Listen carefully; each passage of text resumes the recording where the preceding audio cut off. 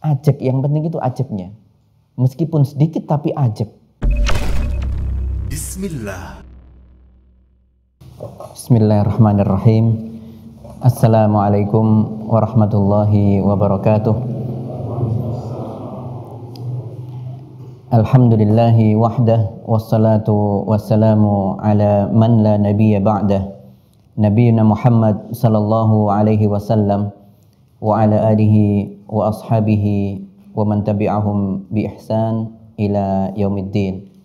Alhamdulillah, senantiasa kita bersyukur kepada Allah Subhanahu wa taala yang memberikan kita begitu banyak nikmat sehingga kita pada saat ini bisa melangkahkan kaki kita ke tempat ini guna saling mengisi satu dengan yang lainnya, saling menasehati satu dengan yang lainnya, saling mengawasi satu dengan yang lainnya.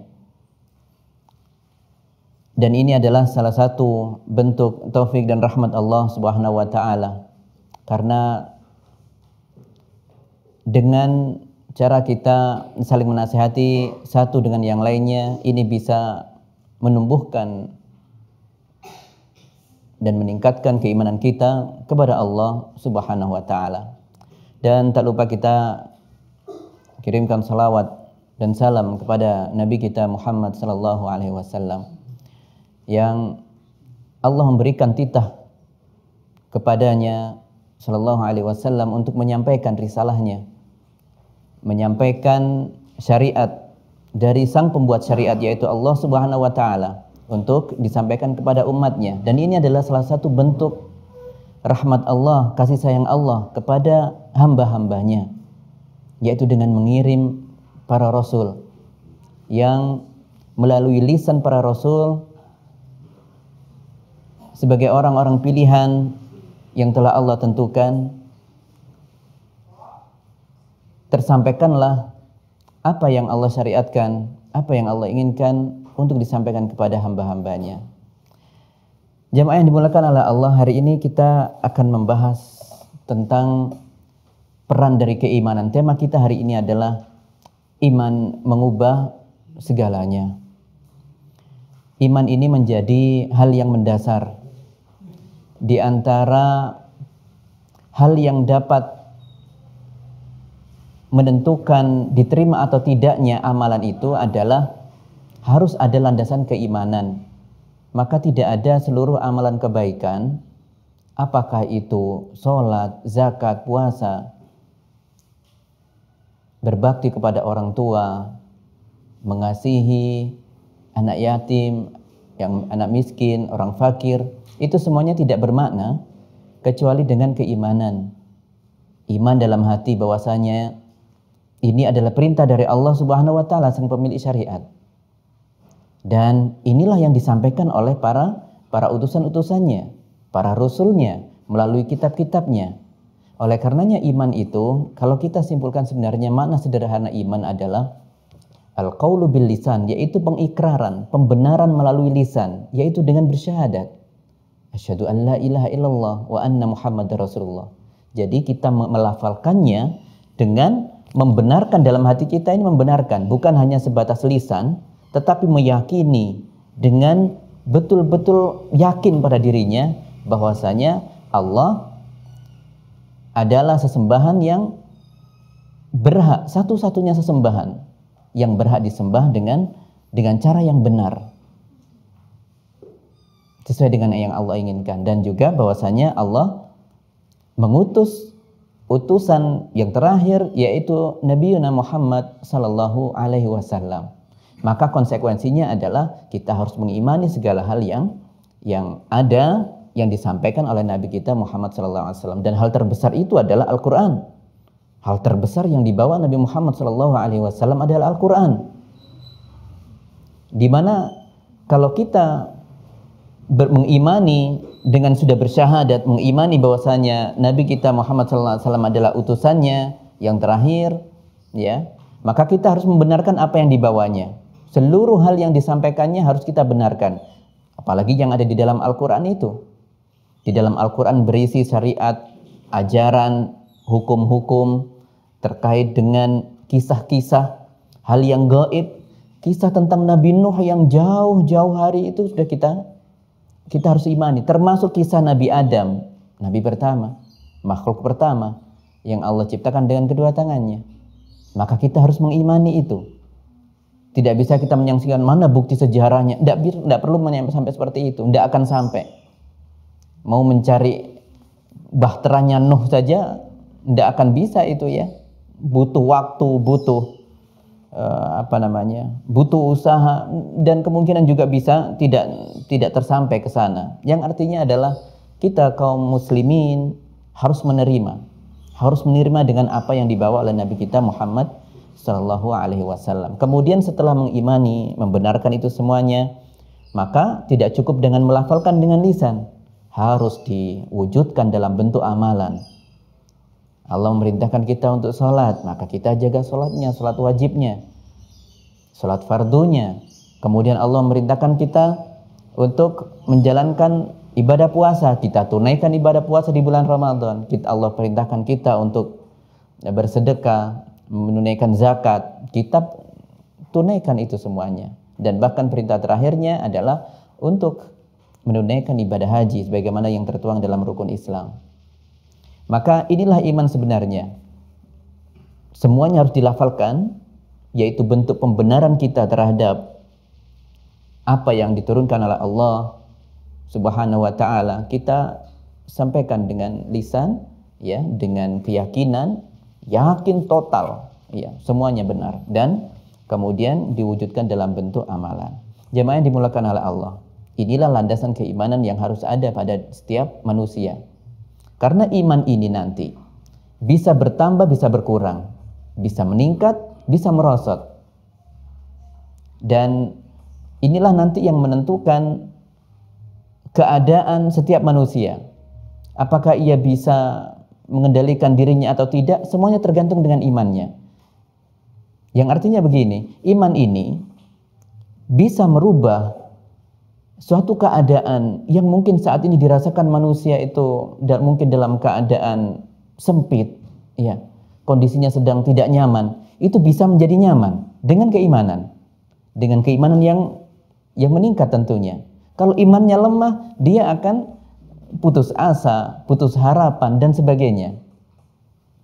Sedangkan kita setiap manusia itu selalu diberikan ujian dengan perubahan-perubahan keadaan. Tidak selamanya kita bahagia. Tidak mungkin kita dalam 1 tahun itu senyum saja terus, bahagia terus, tidak. Selalu silih berganti di situ. Terkadang kita merasa senang, besok bisa jadi kita merasakan kesedihan. Maka keimanan ini adalah hal yang sangat mahal, hal yang sangat luhur. Ya. Iman juga bisa merubah sifat seseorang yang memiliki sifat penakut misalnya, maka bisa menjadi seorang yang pemberani. Ya. Karena adanya janji-janji Allah di situ. Seperti membela hak dirinya, hak darahnya, hak keluarganya misalnya. Karena Nabi SAW mengajarkan, ketika seseorang dari kalian misalnya, kata Nabi SAW, ada seorang yang mau menyakiti Anda misalnya.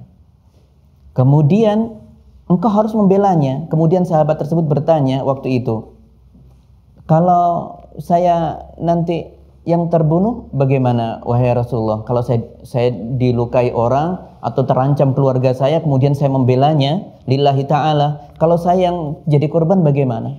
Maka engkau masuk surga. Lah kalau ternyata saya membela diri saya, membela keluarga saya ketika ada orang menyakiti, kemudian saya ternyata yang membunuhnya, apa yang terjadi wahai Rasulullah? Maka pelakunya masuk neraka. Maka dia akan menjadi termotivasi, dia harus memiliki keberanian, hak keluarganya harus dijaga. Keluarga adalah titipan dari Allah. Menjaga hartanya demi Allah, maka itu juga akan mendapatkan tempat yang tersendiri. Maka itulah diantara hal yang bisa memotivasi seseorang bisa menjadi orang yang berani, karena mengimani apa yang disampaikan oleh Nabi kita Muhammad sallallahu alaihi wasallam. Jemaah yang dimulakan oleh Allah, demikian juga iman bisa membentuk seseorang yang dari sifat asalnya itu adalah tidak begitu bersemangat dalam menjalani kehidupan, maka dia bisa menjadi orang yang bersemangat dalam berbagai keadaan. Bagaimana tidak? Orang yang beriman selalu menjaga hak-hak Allah harus ia penuhi. Oh, sudah panggilan azan ya, segera bersiap ke masjid. Oh, ada panggilan azan ya, dia segera mendengarkannya dulu, mendengar panggilan azan, karena dia meyakini itu adalah salah satu cara bagi dia untuk mendapatkan syafaat di hari kiamat nanti. Nabi SAW mengatakan, idza sami'tumu al-muadzin, jika kalian mendengar muadzin itu mengumandangkan azan, faqulu mithla ma yaqul, maka jawablah seperti apa yang disampaikan oleh muadzin. Allahu akbar, dijawab Allahu akbar, sampai seterusnya, kecuali yang hayya 'alas shalah maka dijawab dengan la haula wala quwata illa billah. Nah, sampai la ilaha illallah. Kemudian Nabi SAW mengatakan, setelah itu, setelah mendengar azan, maka sallu alayya fa sallallahu alaika biha asyran. Maka kalau kalian setelah menjawab azan sampai la ilaha illallah, kemudian membaca salawat, bersalawatlah kalian, maka Allah akan memuji kalian di hadapan para malaikat, memberikan tempat yang tinggi 10 kali lipat untuk kalian. Seperti itu janji Allah Subhanahu wa taala melalui lisan Nabi Muhammad sallallahu alaihi wasallam. Berikutnya setelah bersalawat, salu li al-wasilah, mohonkanlah kepada Allah agar aku mendapatkan tempat yang tinggi di sisi Allah Subhanahu wa taala. Manzilatan la tanbaghi li ahadin illa lil mu'min wa ana arju an akuna ana huwa, kata Nabi sallallahu alaihi wasallam. Doakan aku mendapatkan tempat yang tinggi di sisi Allah. Wasilah itu bukan perantara dalam doa itu. Kan kita ada doa bagaimana setelah azan? Allahumma robba hadhihi da'wati tamah wassalatil qa'imah ati Muhammadanil wasilah. Itu artinya, ya Allah, berikanlah kepada Nabi Muhammad SAW itu tempat kedudukan yang tinggi. Tempat kedudukan yang tinggi adalah surganya. Ya, surganya. Maka tadi Nabi Muhammad mengatakan, saya berharap setelah kalian mendoakan aku mendapatkan wasilah di setiap azan itu, ya, aku akan mendapatkan tempat sesuai yang kalian doakan itu. Dan kemudian Nabi SAW melanjutkan, faman sa'ala li al-wasilah, barang siapa yang mendoakan aku, artinya setelah azan mendoakan seperti tadi itu, membaca salawat, kemudian Allahumma rabba hadhihi da'wati tammah sampai seterusnya, fa innahu man sa'ala li al-wasilah fa alayya asy-syafa'ah, maka dia berhak mendapatkan syafaatku nanti di hari kiamat nanti. Sangat mudah untuk mendapatkan syafaat Nabi sallallahu alaihi wasallam adalah dengan menjawab azan di setiap 5 waktu. Azan hanya 5 kali dalam sehari, subuh, zuhur, asar. Maka setelah orang yang beriman akan berlomba-lomba untuk mendapatkan setiap kesempatan yang ada, tidak disia-siakan. Azan, sedang ngobrol, berhenti sejenak. Berhenti, pembicaraan apapun dihentikan dulu, kita jawab dulu panggilan yang mulia ini. Allahu Akbar, Allahu Akbar. Mengagungkan Allah di situ. Asyhadu an la ilaha illallah sampai la ilaha illallah. Tujuannya apa? Ingin mendapatkan tempat yang tinggi di surganya, kelak mendapatkan syafaatnya Nabi Muhammad SAW. Dan ini adalah orang yang beriman, tidak menyia-nyiakan setiap kesempatan yang ada, dan bersemangat dalam mengejar segala hal yang memberikan dia pintu-pintu kebaikan. Hal yang kecil pun dilakukan, tidak ada pandang bulu. Azan ditunaikan, ya, dijawab dan berdoa. Maka tadi kita sebutkan orang yang beriman itu cenderung untuk memiliki sifat orang yang orang yang bersemangat, kreatif, aktif. Itulah ciri orang beriman. Bagaimana tidak? Haknya Allah dia tunaikan, ya. Apalagi haknya manusia. Haknya yang maha tinggi ditunaikan. Setiap perintahnya ditunaikan. Maka apalagi permasalahan ringan di dunia, itu nanti akan mengikutinya. Maka itulah keutamaan orang yang beriman. Dan ada hal yang menarik, Nabi SAW menyebutkan bahwa seluruh keadaan dari orang yang beriman itu selalu dalam keadaan baik, dalam berbagai apapun ya, berbagai kondisi apapun. Mau kondisi sedang bahagia, sedang sedih, maka orang yang beriman itu selalu dalam keadaan baik. Nabi SAW mengatakan ajaban li amril mu'min. Begitu menakjubkan perkara orang yang beriman itu, ya. Ajaban li amril mu'min, inna amrahu kulluhu khair. Seluruh kondisinya selalu dalam keadaan baik. Wadzalika walaysa dzalika illa lil mu'min, li ahadin illa lil mu'min. Tidaklah ini berlaku kecuali bagi orang yang beriman saja. Apa maksudnya di sini? Disebutkan berikutnya hadisnya, yaitu idza asabathu sarra syakar fakana khairan lah. Orang yang beriman itu kalau dia mendapatkan hal yang membuat dirinya bahagia, kenikmatan, diberikan anugerah, hal-hal yang membuat dia senang, maka ia menyambut itu semuanya dengan bersyukur. Dan syukur adalah salah satu ibadah yang mulia. Jadi ketika orang yang beriman diberikan kenikmatan, ia menyambut itu dengan rasa syukur. Rasa syukur itu dengan lisan alhamdulillah, segala puji bagi Allah, dan ditampilkan dalam bentuk amalan harian. Misalnya, yaitu dia bersyukur itu kemudian dengan apa? Mengucap alhamdulillah, kemudian ia gunakan waktu yang ia miliki untuk mendapatkan hal-hal yang positif, untuk beribadah. Kesehatannya digunakan untuk bangun malam. Kesehatannya, kenikmatannya digunakan untuk menjaga sholat duhanya, sholat rawatibnya. Kemampuan dia untuk memahami bahasa-bahasa atau memahami bacaan-bacaan, maka kita gunakan untuk rajin membaca Al-Quran. Setiap waktu yang luang, ia syukuri itu, ia gunakan untuk ketaatan kepada Allah. Maka ia mendapatkan pahala dengan itu. Jadi kondisi yang pertama seperti ini. Ketika orang mukmin mendapatkan nikmat dan kebahagiaan, ia menyambut itu semuanya dengan ibadah bersyukur. Alhamdulillah. Sehingga akhirnya dia melakukan atau merealisasikan alhamdulillah lisan itu dengan mewujudkan diri dalam bentuk amalan-amalan ibadah yang lainnya. Jadi bukan sekedar alhamdulillah di lisan, tapi diwujudkan dalam bentuk amalan ketaatan. Akhirnya mendapatkan pahala. Wa idza asabathu dharra sabar. Kalau Allah timpakan ia atau balik kondisinya dari keadaan nyaman menjadi kondisi yang tidak nyaman, diberikan penyakit, dicabut sebagian rizkinya, mungkin ada pihak keluarganya yang diambil oleh Allah Subhanahu wa ta'ala, atau diberikan ujian-ujian yang lainnya, maka ia menyambutnya dengan ibadah juga, yaitu ibadah bersabar. Jadi itulah orang mukmin. Dia ditimpakan musibah karena ia sadar ma asaba min musibatin illa biiznillah, kata Allah Subhanahu wa taala. Tidaklah musibah itu datang kecuali atas izin Allah Subhanahu wa taala, dan setiap apa yang diberikan itu pasti ada hikmahnya. Allah yang memberi musibah, Allah tempat kembalinya. Maka ia menyambut musibah itu dengan bersabar. Bersabar itu adalah dengan menahan diri untuk tidak meronta-ronta, menahan diri untuk tidak teriak-teriak, tidak menyalahkan orang-orang di sekitarnya, tidak menyalahkan alam. Terkadang ada musibah, jatuh yang disalahkan batunya.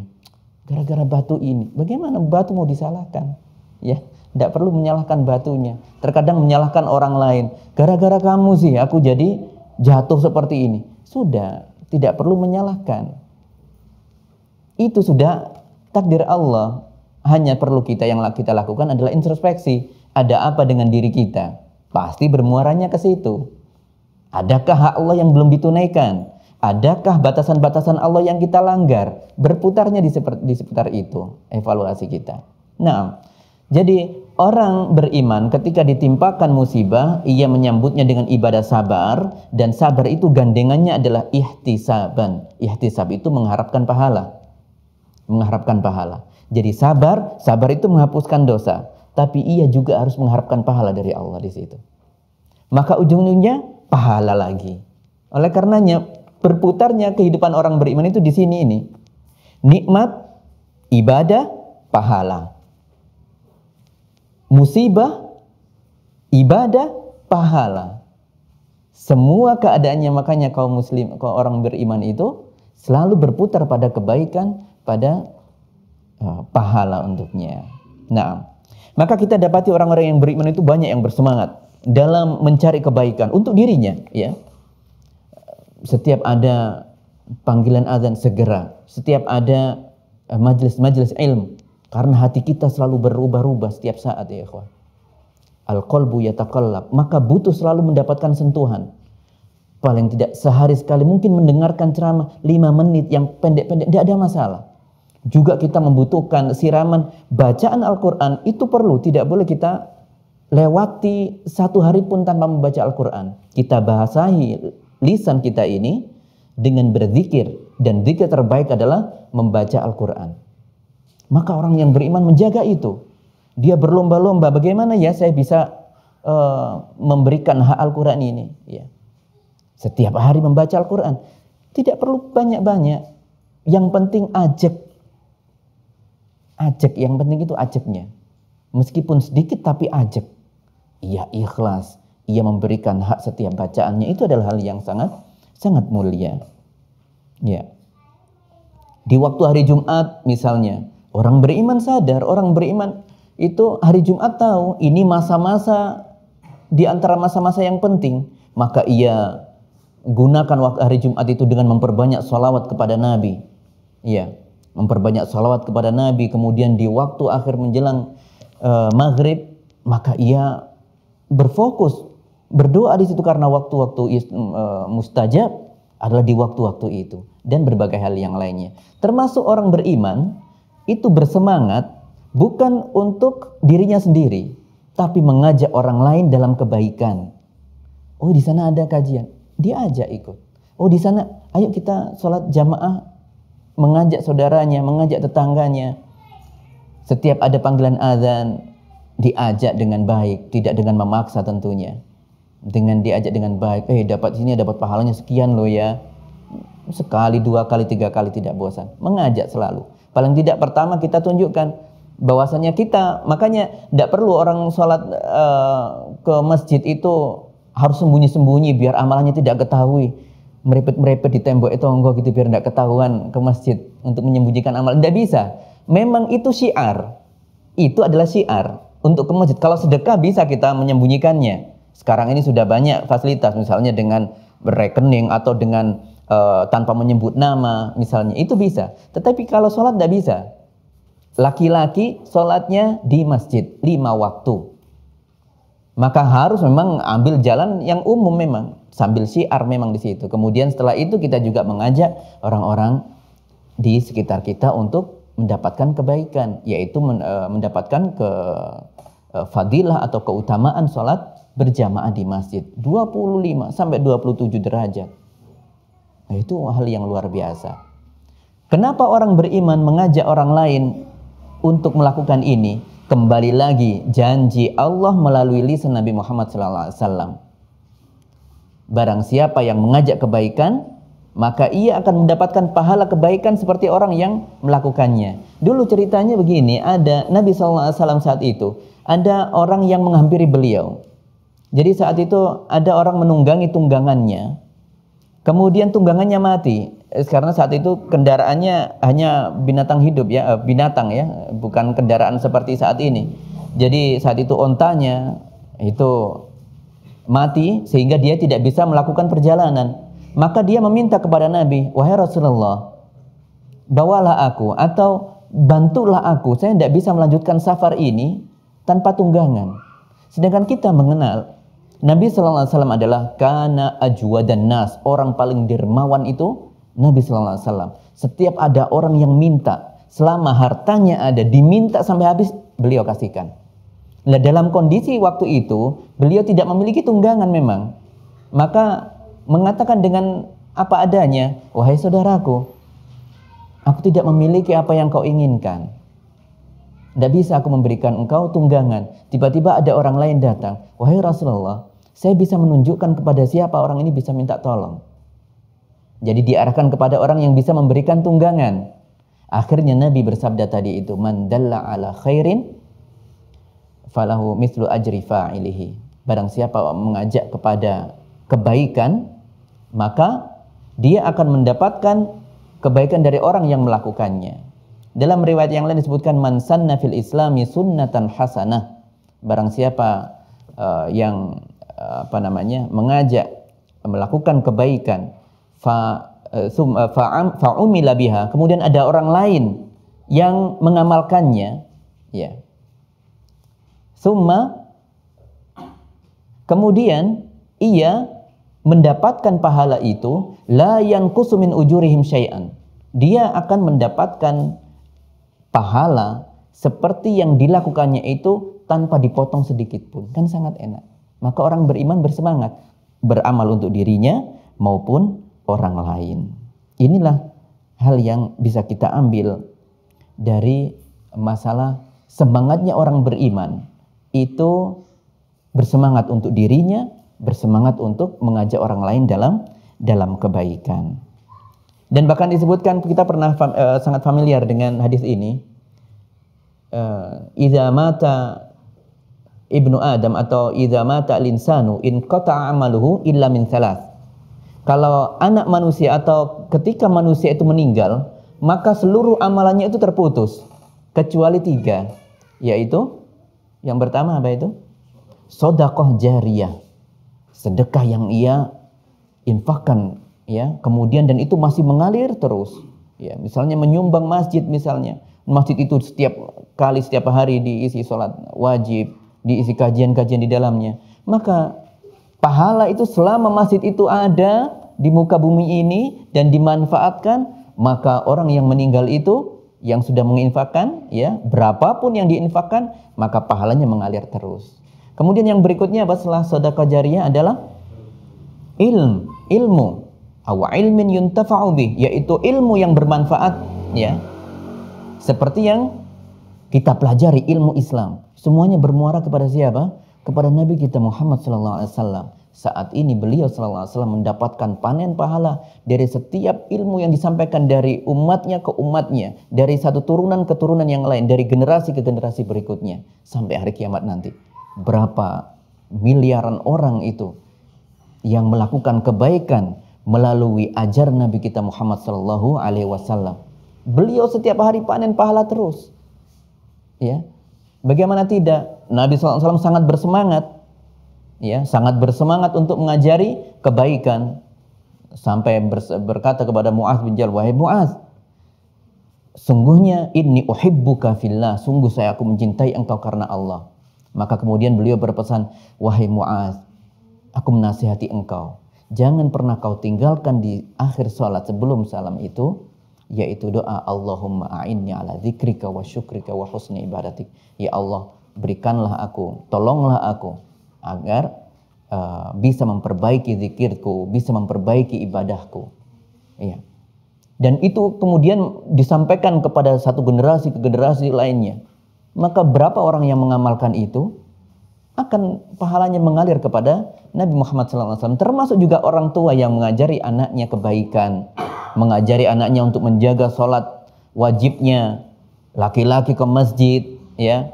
Maka ketika orang tua tersebut meninggal, ia melakukannya selama hidup, belum masuk didoakan, ya. Dengan amalan ini saja sudah memberikan siraman pahala kepada orang tuanya, apalagi ketika au du'ain yad'ulah au waladin salihin yad'ulah, dan ada anak salih yang senantiasa mendoakannya. Belum didoakan saja pahala sudah mengalir terus apa yang diajarkan orang tua kepada anaknya, dan anaknya nanti mengajar kepada anaknya lagi mengajarkan kepada anaknya. Itulah kenapa orang beriman itu sangat semangat mengajak kebaikan. Ayo ke masjid, tidak usah, oh ini kan masih kecil, oh seumur 8 tahun, tidak usah diajak sholat. Gimana?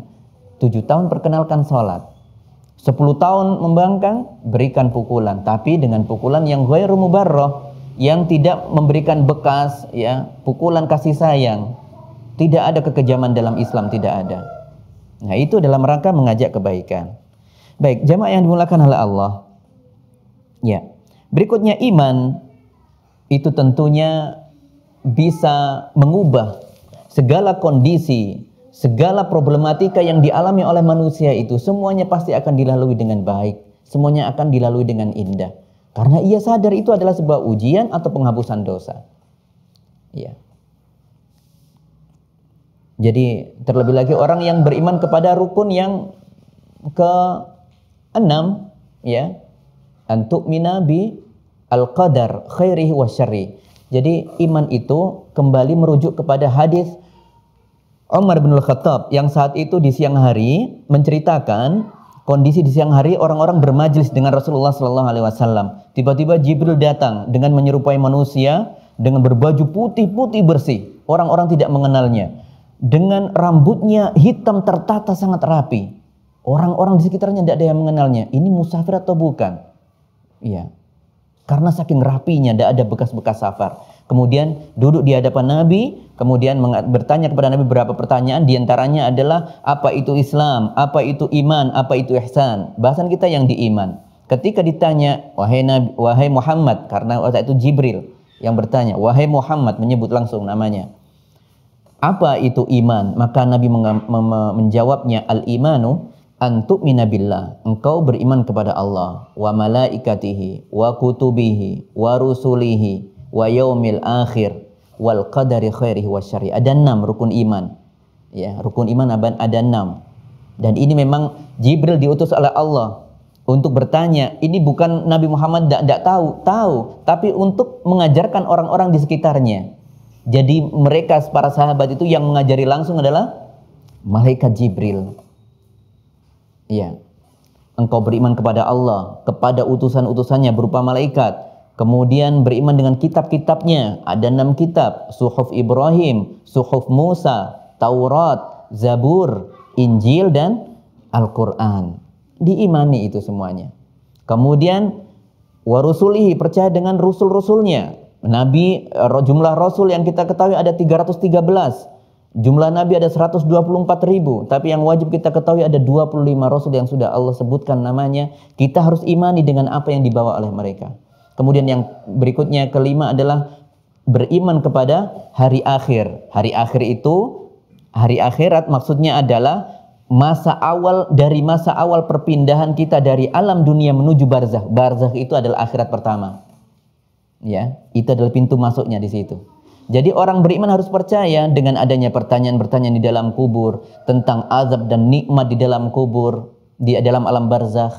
Bahwasanya alam barzakh itu terlihat sempit tetapi bisa menjadi 30 kali 30 ukurannya bagi orang yang beriman.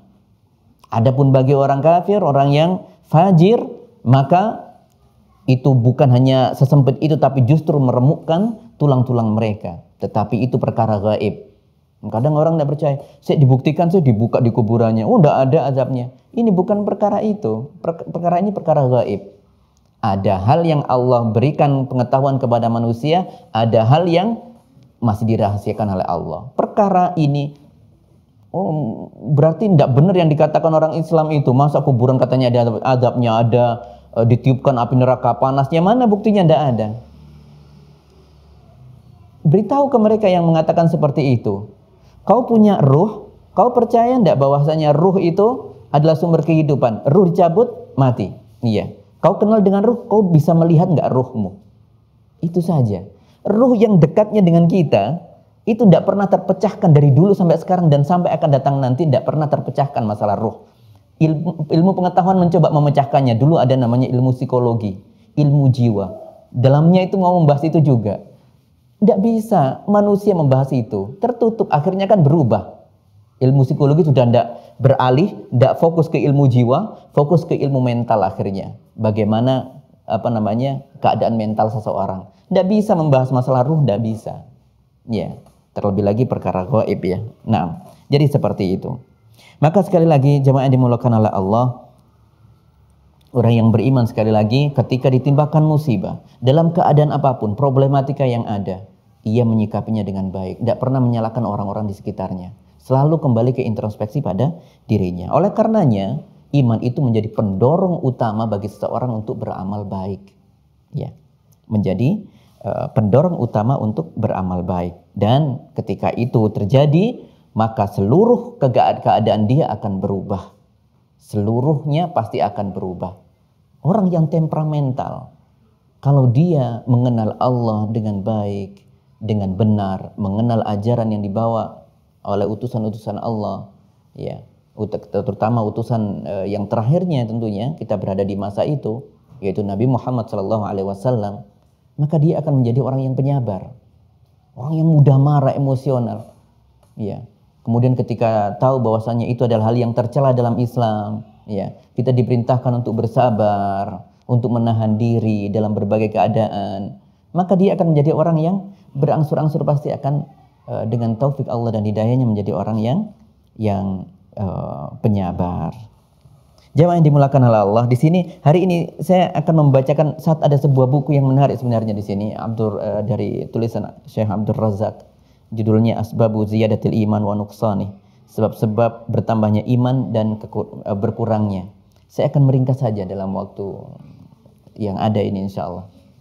Tentu sebenarnya ini bisa memerlukan buku yang panjang, tapi kita ringkas saja ya. Saya alhamdulillah di sini beliau menulis adalah kata yang indah di sini di awal pembukaan beliau, yaitu berkaitan dengan iman.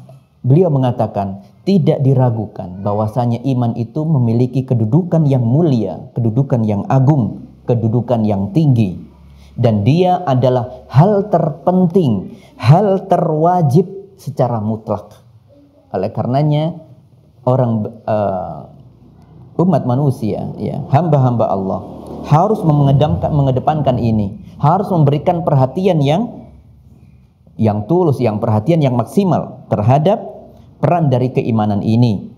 Dia adalah perkara yang paling besar. Kullu khairin fid dunya, seluruh perkara baik di dunia dan akhirat itu bergantung kepada adanya iman, kebenaran iman yang ada dalam dirinya, dan kemurnian iman yang ada dalam diri seseorang. Jadi iman itulah, kualitas keimanan ini nanti mempengaruhi kondisi baiknya seseorang itu di dunia dan di akhirat. Ya. Dan iman itu memiliki buah yang nikmat, memiliki hasil yang bisa dinikmati, seperti sebuah prestasi begitu ya. Prestasi itu bisa dinikmati bagi orang-orang yang berusaha untuk mengejarnya. Jadi keimanan sesungguhnya itu baru bisa dirasakan bagi orang-orang yang memang berusaha untuk mendapatkan itu semuanya dengan bentuk ketaatan. Ya. Contohnya seperti ini, contoh mudahnya.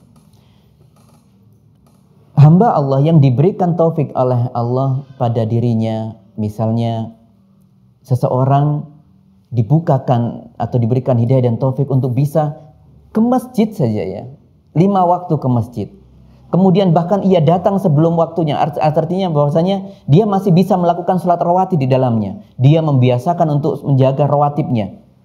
Sholat subuh, azan dengar dia berangkat, atau bahkan tentunya bangun sebelum subuh, sudah persiapan wudhu di rumah, kemudian berjalan kaki menuju masjid terdekat, kemudian sholat di dalamnya. Sebelum sholat dia menunaikan sholat rawatib, yaitu qobliyah, 2 rakaat sebelum subuh, itu lebih baik dari dunia dan seisinya. Apalagi sholat subuhnya. Sholat sunnah sebelumnya saja sudah lebih baik dari dunia seisinya, apalagi sholat subuhnya.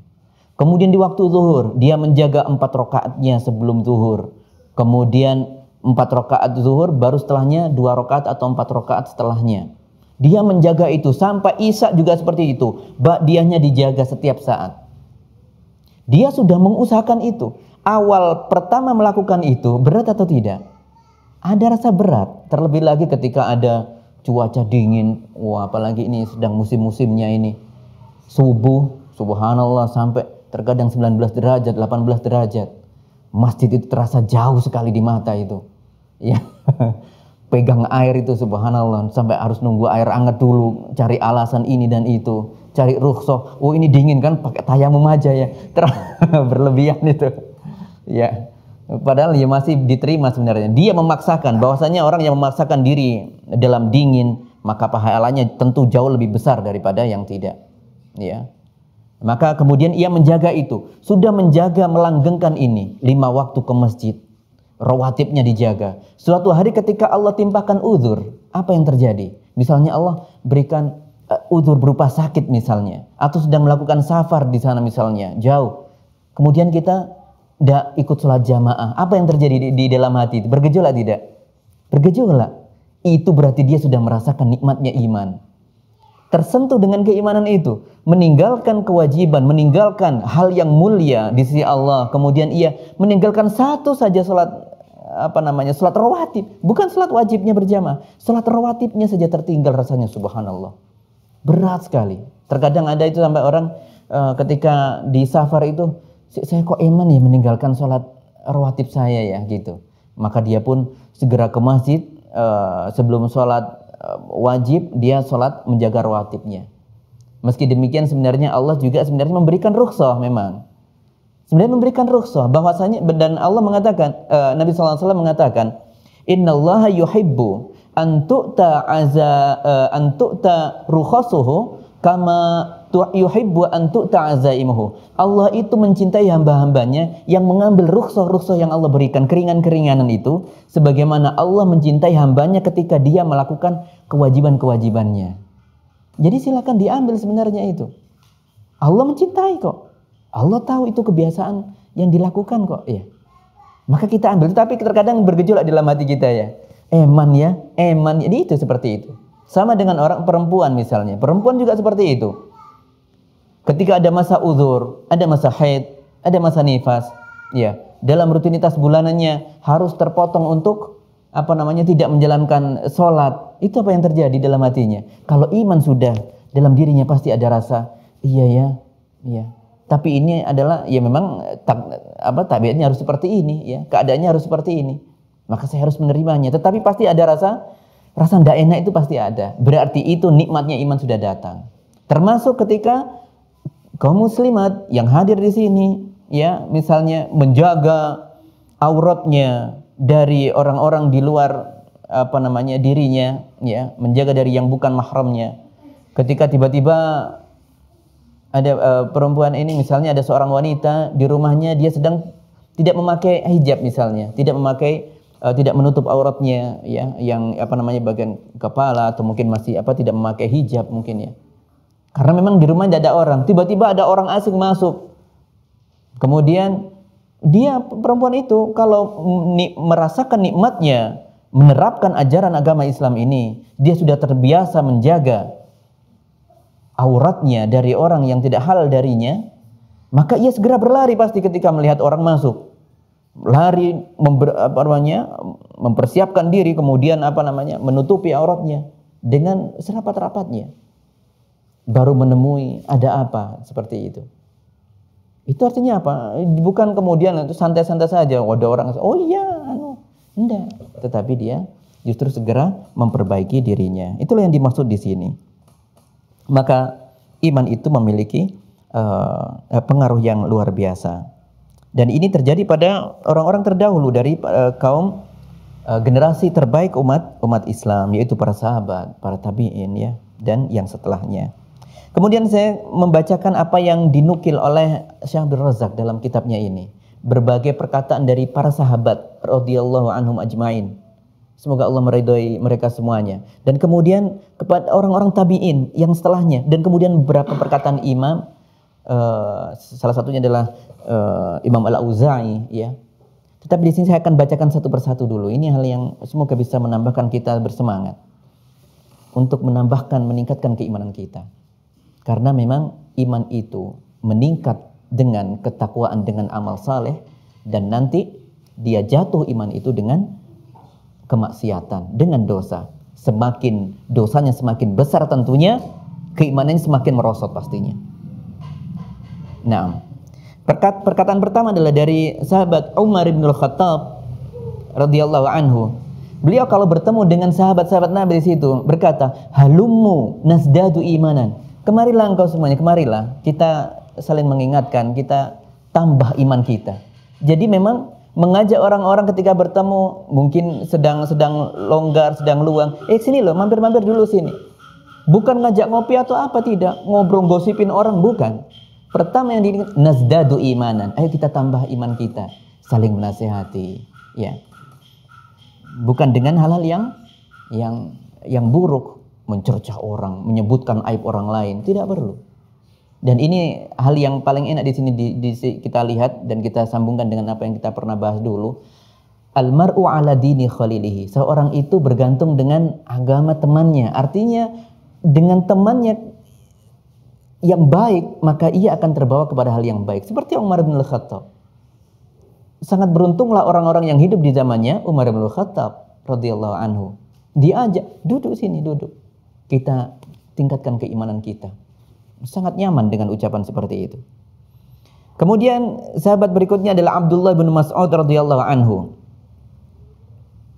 Dia mengatakan kalau bertemu dengan teman-temannya, sahabat-sahabatnya, mengatakan, "Ijlisu bina nazdadu imanan." Duduk dulu sini, kita kuatkan keimanan kita. Kita tingkatkan keimanan kita dengan bicara tentang hal-hal yang positif, bicara tentang kisah-kisah yang Nabi sebutkan, Nabi pernah kisahkan tentang orang-orang terdahulu, tentang orang pertobatan orang-orang terdahulu, tentang orang-orang yang mendapatkan kemuliaan di sisi Allah terdahulu, tentang orang-orang yang menjaga keimanannya sampai harus mengorbankan jiwa dan raganya dari orang-orang terdahulu, dari umat sebelum umatnya Nabi Muhammad. Itu diceritakan tentang ahlu kitab, bagaimana diceritakan. Ini loh dulu ada pembunuh, ya 99 kali membunuh, tapi kemudian dia mendapatkan surganya.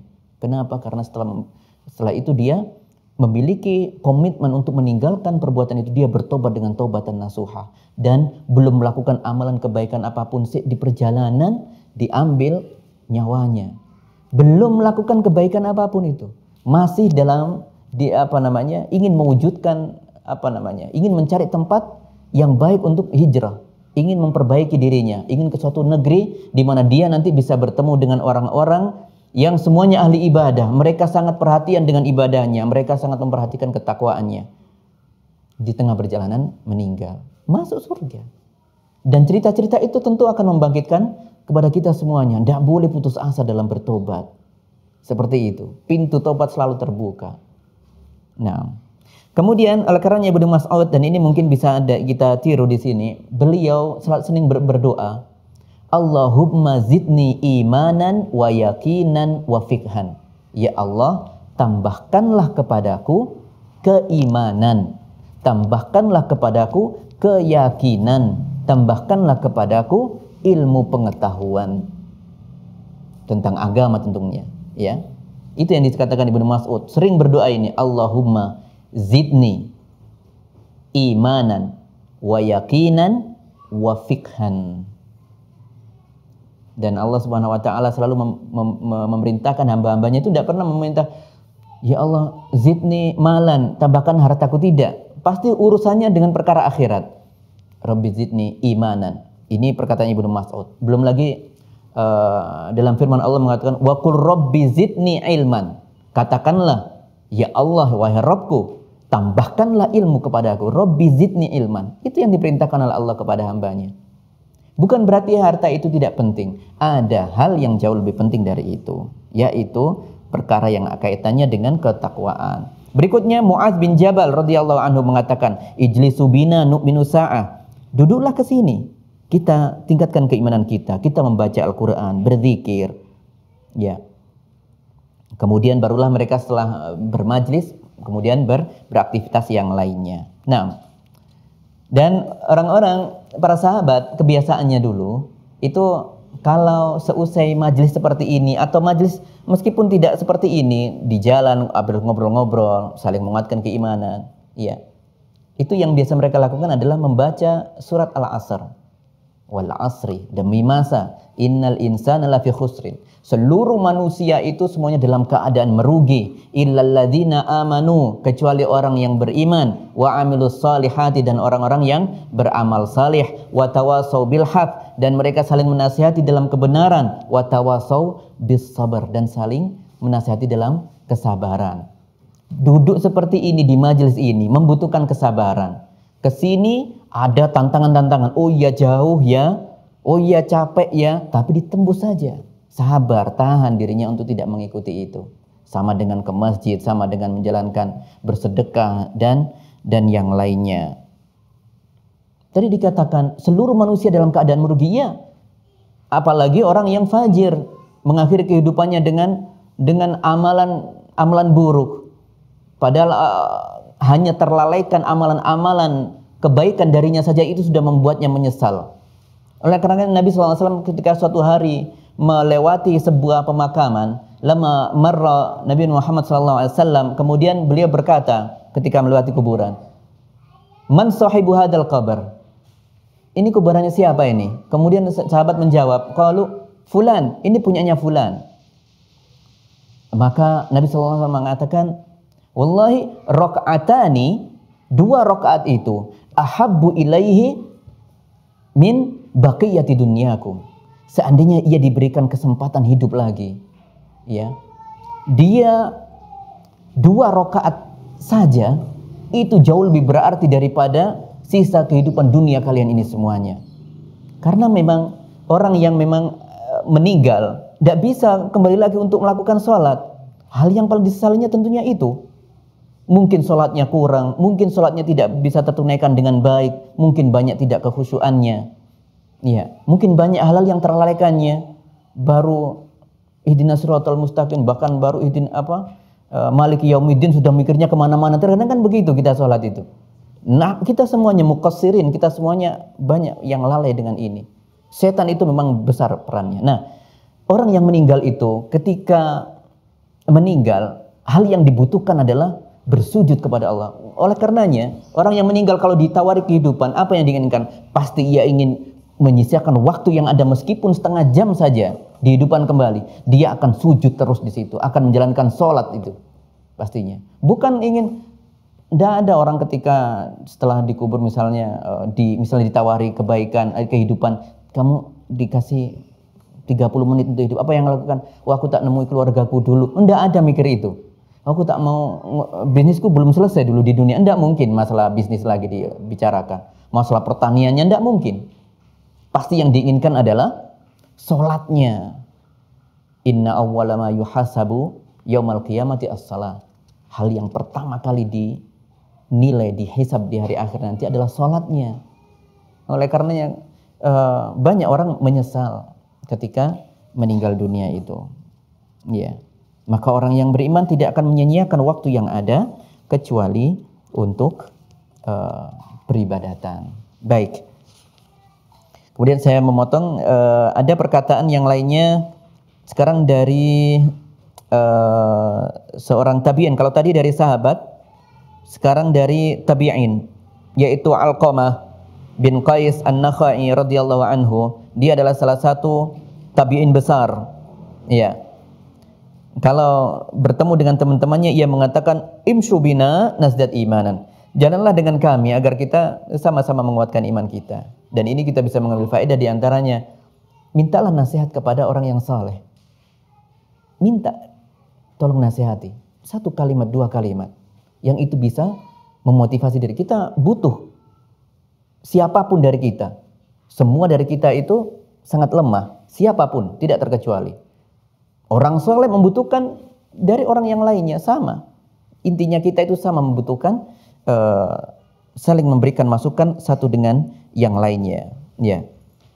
Jangan pernah meminta nasihat kepada orang yang tidak pernah berbuat kebaikan, tidak pernah sholat, ini diminta nasihat. Jangan, nanti akan diarahkan ke yang tidak baik juga. Ngapain sih jaga sholat seperti itu? Nanti diajarkan seperti itu. Gak usah rajin-rajin tak sholat ya kok rajin nih. Nanti seperti itu nanti nasihatnya. Beda dengan orang yang saleh. Yang dinasihatkan adalah perbanyak doa. Rabbana taqabbal minna. Semoga Allah menerima amalan-amalan kita. Kita ini orang-orang muqassirin, orang-orang yang mudah lalai. Itu yang disampaikan adalah hal-hal yang memotivasi kita untuk melakukan amalan kebaikan, bukan untuk menjauhkan dari amalan kebaikan. Kemudian saya mengambil dari seorang imam di sini apa yang disampaikan oleh Syekh Abdul Razak hafizahullah taala.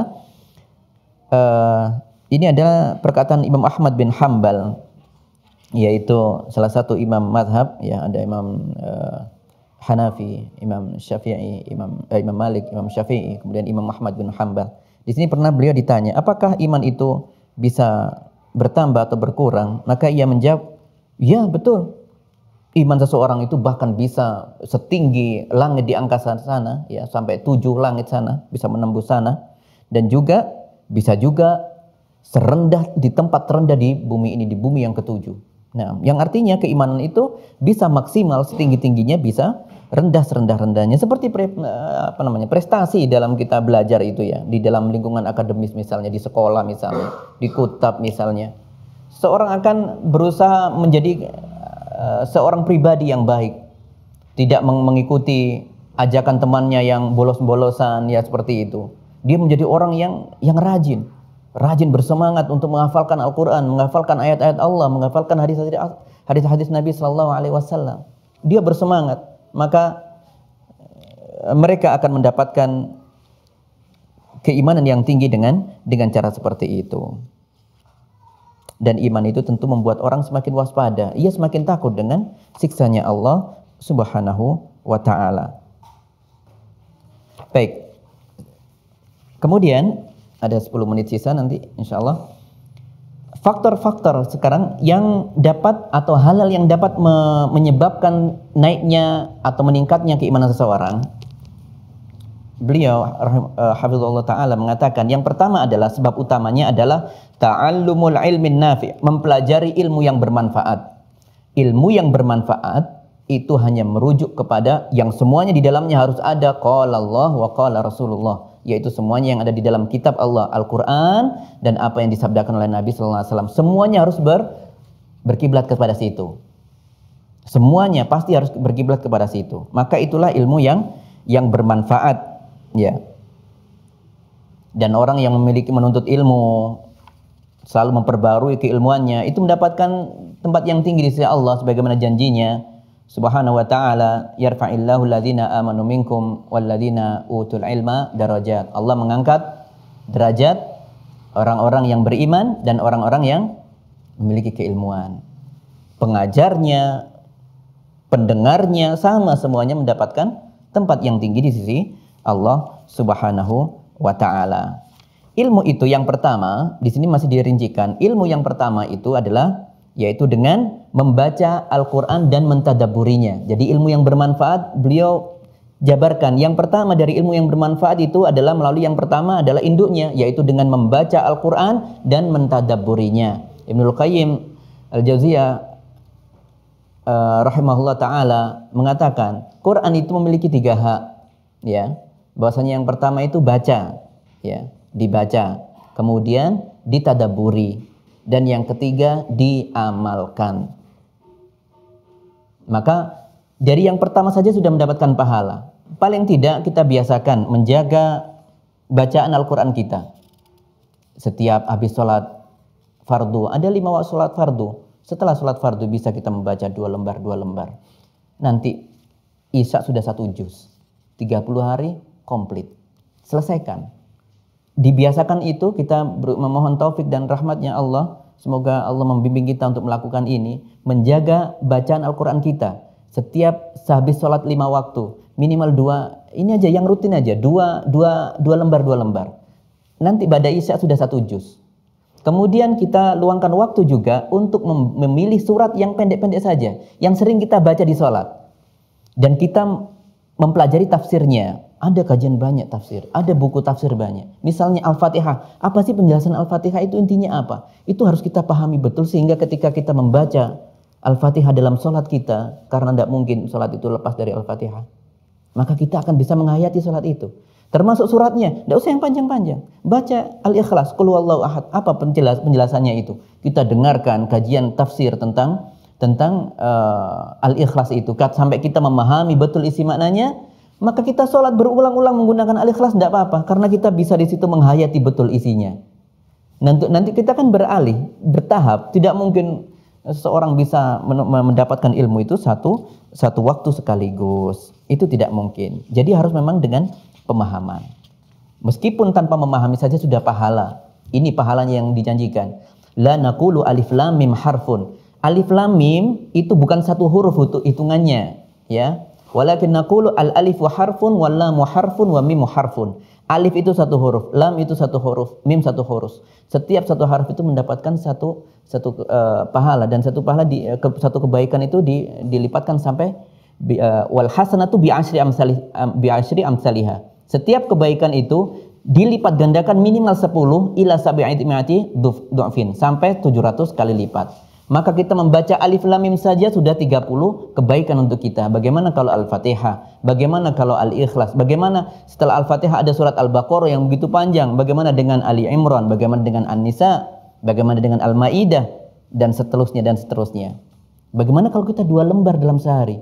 Berapa pahala kebaikan untuk kita? Sayang untuk kita lewati. Nah, itu yang pertama. Kemudian di dalam Al-Quran kita mempelajari tentang Asma'ul Husna. Asma'ul Husna itu harus kita pahami dengan baik. Asma'ul Husna ini adalah ilmu yang bermanfaat. Di antara ilmu yang agung adalah mengenal Allah melalui sifat-sifat yang Allah tentukan bagi dirinya, yaitu Asma'ul Husna. Oleh karenanya Nabi SAW mengatakan inna lillahi tis'a wa tis'in isman. Allah memiliki 99 nama. Man ahsaha dakhalal jannah. Barang siapa yang membacanya, menghitungnya, maka dia masuk surga. Tapi maksud di sini bukan hanya membacanya atau menghitung, apalagi menghitungnya saja. 1, 2, 3 sampai 9. Enggak, bukan itu. Maksudnya adalah pahami apa itu kata Allahu Akbar. Akbar itu apa maksudnya? Azim itu apa? Alim itu apa? Bahkan di Al-Fatihah pertama Ar-Rahmanir Rahim. Ar-Rahman itu apa maksudnya? Ar-Rahim itu apa maksudnya? Dan kemudian haknya setelah itu, hak tertingginya adalah menggunakan Asma'ul Husna itu untuk berdoa. Seperti kita memohon rahmatnya, Ya Arhamar Rahimin, Irhamna. Sebenarnya permintaan kita itu cukup Rabbirhamna, kan seperti itu saja. Ya Allah, rahmatilah kami. Tetapi hal yang utama adalah ketika kita menyebut sifat rahmat Allah, ketika kita meminta rahmatnya Allah. Maka disebutkan Ya Arhamar Rahimin. Wahai Zat yang maha mengasihi, maha luas rahmatnya, rahmatilah kami. Seperti itu. Dan maka kita perlu mengenal Asma'ul Husna ini. Ya. Berikutnya masih dengan ta'allum, mengetahui ilmu yang bermanfaat adalah mengenal perjalanan Nabi sallallahu alaihi wasallam. Allah mengatakan wa innaka la'ala khuluqin azim. Engkau wahai Muhammad utusanku, engkau adalah pribadi yang memiliki akhlak yang paling mulia, dan kita mengambil hal yang mulia darinya sebagaimana Asar menyebutkan wa kana ajwadan nas, kana ajmalan nas. Dia itu Nabi SAW adalah orang paling dermawan. Dia adalah orang paling bagus perangainya, paling bagus paling rupawan. Wa asja'an nas, paling pemberani. Sehingga kita meniru beliau, selalu memiliki sifat pemberani, membela kebenaran seperti itu. Berikutnya adalah masih terkait dengan ilmu yang bermanfaat, yaitu memperhatikan ajaran-ajaran agama Islam yang semuanya itu pasti baik. Seluruh perintah-perintah, seluruh larangan-larangan di dalam Al-Quran, apa yang Allah wahyukan, tidak akan pernah kita dapati kecuali nilainya, nilai kebaikan dan manfaat. Pasti itu kebaikan. Maka kita pelajari itu. Berikutnya adalah membaca, saya persingkat saja ya. Berikutnya adalah membaca perjalanan orang-orang salafus saleh terdahulu dari para sahabat. Ya, para sahabat. Bagaimana? Apakah sahabat ada di dalam Al-Quran? Ada beberapa. Bagaimana kisah orang yang ditangguhkan pertaubatannya, Ka'ab bin Malik, Hilal dan Murarah di dalam surat At-Taubah. Ya, itu disebutkan bagaimana mereka dengan kejujurannya akhirnya mendapatkan ampunan Allah. Karena kejujurannya, di situ ada nilai kejujuran yang bisa kita ambil. Misalnya seperti itu. Ya, berbagai contoh atau kisah-kisah para sahabat kita bisa mengambil dari mereka. Kuntum khaira ummatin ukhrijat linnas. Kalian itu, para sahabat Nabi itu tujuannya. Kalian itu adalah sebaik-baik umat. Ya, sebaik-baik umat di antara manusia. Nabi SAW juga mengatakan khairu ummati al-qarn alladzi bu'itsu fi. Sebaik-baik umatku adalah orang yang hidup pada zamanku. Yang berikutnya tsummal ladzina yalunahum. Kemudian adalah di zaman setelahnya, tsummal ladzina yalunahum, dan setelahnya. Maka hal yang perlu kita pelajari adalah bagaimana ketaatan mereka, bagaimana ibadah mereka kita tiru. Seperti tadi kita meniru Ibnu Mas'ud, senantiasa berdoa Allahumma zidni imanan wa yaqinan wa fiqhan. Tidak mungkin kita bisa beriman, tidak mungkin iman kita bisa tambah kalau kita tidak memintanya kepada Allah. Kalau tidak diberikan oleh Allah, maka kita meminta kepada Allah agar diberikan tambahan iman. Jadi tadi yang syarat pertama, sebab pertama adalah mempelajari ilmu yang bermanfaat.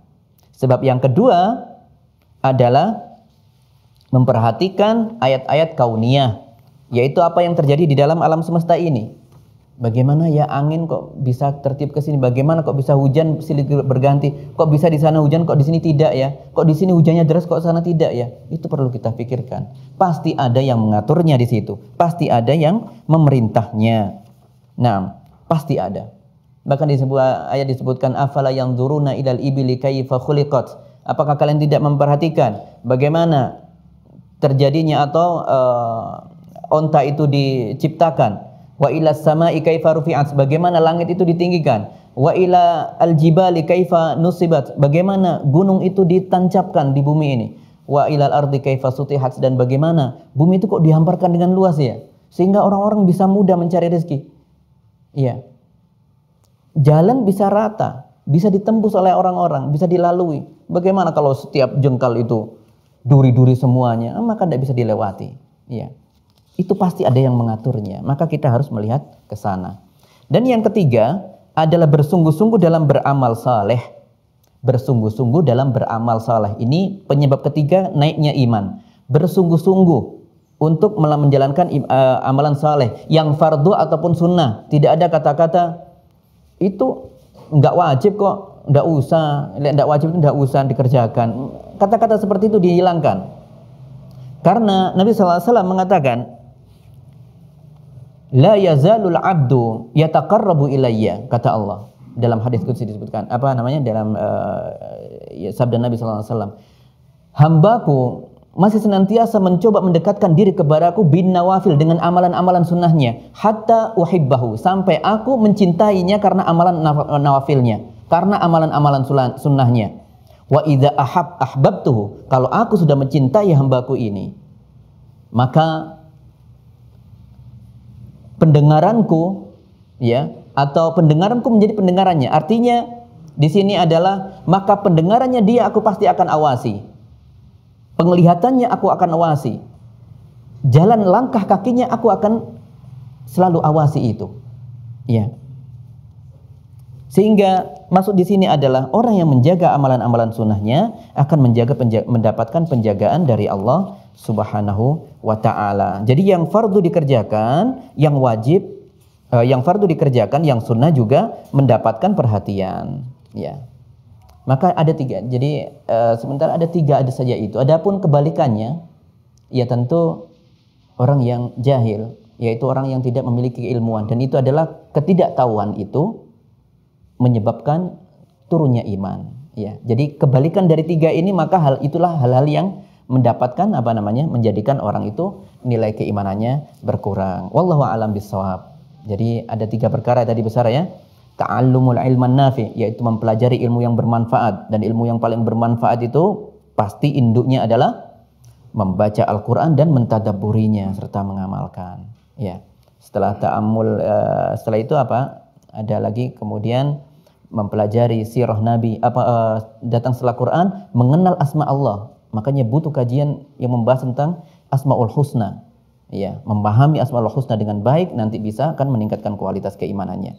Mempelajari sirah Nabi, sirah sahabat, dan mempelajari kebaikan-kebaikan agama kita ini, yang semuanya pasti kebaikan. Sebab yang kedua, apa tadi setelah mempelajari ilmu yang bermanfaat? Memperhatikan ayat-ayat kauniyah, segala apa yang ada di sini. Ya, harus kita sensitif dengan itu. Ada teguran, misalnya ada teguran. Dulu Nabi sebagai penutup di sini, Nabi SAW dulu kalau ada mendung gelap dari arah sana, sudah panik itu. Rasulullah mundar mandir itu, tidak tenang.